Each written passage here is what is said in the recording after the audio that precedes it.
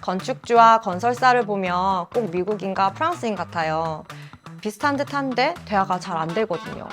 건축주는 건축 프로젝트에서 사장이에요. 하지만 그 사업에 대해서는 잘 모르죠. 반면 건설사는 고용인인데 건축에 대해서는 아주 잘 알아요. 그래서 정보의 불균형이 아주 커요. 고용주가 보기에는 원하는 대로 고용인이 움직여주지 않는 것 같으니까 오해가 쌓이고, 고용인은 건축을 잘 모르는 고용주를 설득하지 못해서 대화를 할수록 오해만 커지는 것 같아요.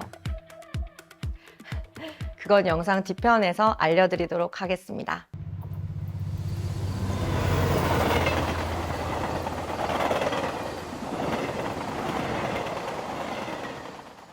안녕하세요. 서류 작업부터 건축주 소통, 현장 관리까지 24시간이 부족한 김지연 팀장입니다. 28년째 운영 중인 한성종합건설회사에 다니고 있습니다. 제가 속한 팀은 건축 파트이고 주로 근린생활시설과 다가구를 짓고 있습니다. 저희 팀은 1년에 견적을 12건에서 15건 정도 내고 있고요. 20% 정도가 최종 계약으로 이어지는 것 같습니다. 올해는 꽤 현장이 많아요. 하우빌드를 처음으로 들어갔는데 3건이 수주가 된 거예요. 그래서 저희 쪽에 들어온 현장에 하우빌드 현장 3개까지 함께 진행되니 너무 정신이 없어요. 큰 팁은 아닙니다. 우선 견적을 낼 땐 공사가 불가능한 너무 저렴한 견적은 절대 내지 않았고요. 미팅 때 저희의 강점을 어필한다기보단 어떤 건설사가 좋은 건설사인지 엄청 솔직하게 말씀드렸어요. 그렇게 건축주의 입장에서 컨설팅을 하듯 미팅을 하니까 건축주의 신뢰를 사게 되고 수주를 했던 것 같습니다. 하우빌드야 건축주가 적산을 하는 시스템이 잘 되어 있지만 외부 현장의 90%는 저희 시공관리팀장들이 직접 적산을 해야 해요. 이렇게 적산을 하면 아무래도 한계가 있죠. 정확한 산출을 한다기보다 그동안 해왔던 공사의 규모라던가 각자에게 있는 경험치를 근거 삼아서 산출을 하기 때문이에요.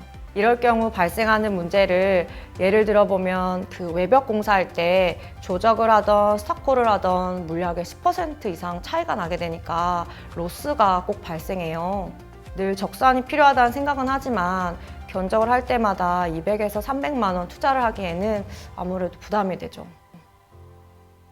2달 전인가 하우빌드 현장 공사 관리 시스템을 이용하러 들어갔다가 그곳에서 팬더를 처음 발견했어요. 종종 팬더 광고가 떠서 본 적은 있는데 그건 안 눌러봤어요. 괜히 광고는 눌러보기가 싫더라고요. 하우빌드 시스템이랑 내역서가 거의 강급이어서 싫어하시는 분들도 계세요. 근데 저는 그게 좋았어요. 왜냐하면 분쟁이 더 싫거든요. 열심히 해주고서는 찝찝하게 끝나는 경우가 되게 비일비재해요. 저희는 최선을 다해서 해줬는데도 고객은 거기에 만족하지 못하는 경우가 굉장히 커요. 근데 하우빌드는 정확성으로 그 힘의 균형을 맞춰주니까 건축주와 시공사가 팬더 내역서를 토대로 커뮤니케이션을 하면 특별히 분쟁은 안 생기겠다, 우리도 다 할 말은 있겠다 이런 생각이 들어서 결제를 하게 된 거죠. 돈은 50만 원이었어도 100만 원이었어도 저한테는 큰 허들은 아니었던 것 같아요. 사실 처음 팬더를 쓴 곳에서 문제가 생겼어요. 팬더로 물량을 산출했던 과천 현장에서 지나치게 견적이 비싸게 나온 거예요. 견적가가 한 6억에서 7억 정도면 충분하고도 남을 면적인데 11억이 나오는 거예요. 평당 공사비가 1,500만 원쯤 나왔어요. 심지어 제가 제일 먼저 견적서를 제출했었거든요. 평당 공사비가 1,500만 원이 되는 견적을 맨 처음 제출했더니 그 과천 건축주 입장에서는 얘가 아주 그냥 눈탱이 제대로 박는구나 이렇게 생각을 하셨겠죠. 눈빛이 그냥 달랐어요.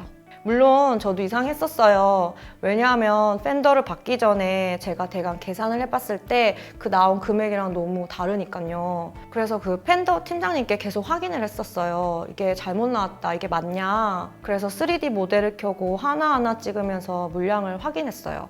문제가 됐던 부분이 그 지하 구조 물량이었는데 3D에서 골조 객체를 딱 찍으니까 이상한 물량이 뜨더라고요. 눈으로 직접 확인이 되니까 저도 납득이 됐어요. 그래서 건축주에게 자신 있게 이야기를 했죠. 저희 물량이 맞다고요. 그래서 일단 알았다 하시고 어영부영 미팅이 끝났어요. 그리고 한 열흘이 지났나? 저한테 다시 전화가 왔어요. 양양에서 미팅을 하자고. 갔더니 저희 물량이 맞다는 거예요. 심지어 다른 업체는 견적을 12억, 13억을 불렀다는 거예요. 그나마 저희가 제안한 11억이 가장 저렴했다는 거죠. 그래서 왜 이렇게 됐냐고 저한테 분석을 요청하셨어요.